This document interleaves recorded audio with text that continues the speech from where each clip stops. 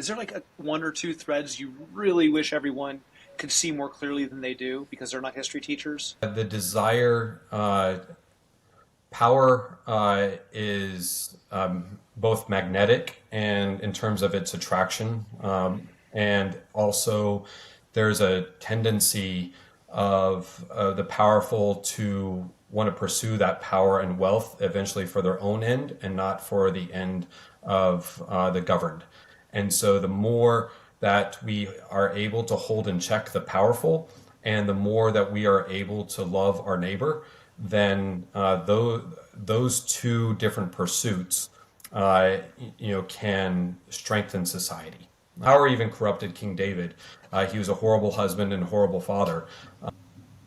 Has anyone for a long period of time done a great job of keeping power in check for, let's say, more than 250 years?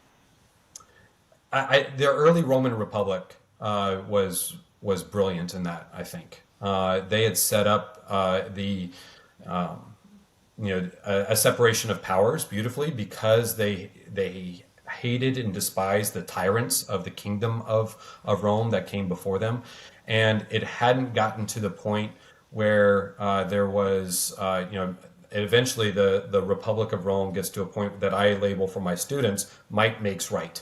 And because there wasn't a justice for the soldiers, for the common man, eventually the Roman Republic generals, or the consuls, the chief politicians, sponsored their own soldiers, and whoever could get the largest militia or the largest private army was able to do whatever they want.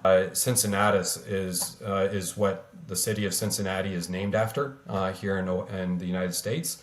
And he was so remarkable, he turned down power multiple times, despite given absolute power for 1 year increments at different moments, in order to save Rome from a crisis.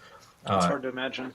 It is, and there's a lot of historians that make the comparison between George Washington and Cincinnatus because they were both farmers, they both loved their country, they were both patriots, they both served in moments of crisis with great courage and fortitude, but they had the wisdom to turn down power and just go back to their land and reconnect with their roots instead of hold on to power tightly, which is what so many powerful men do.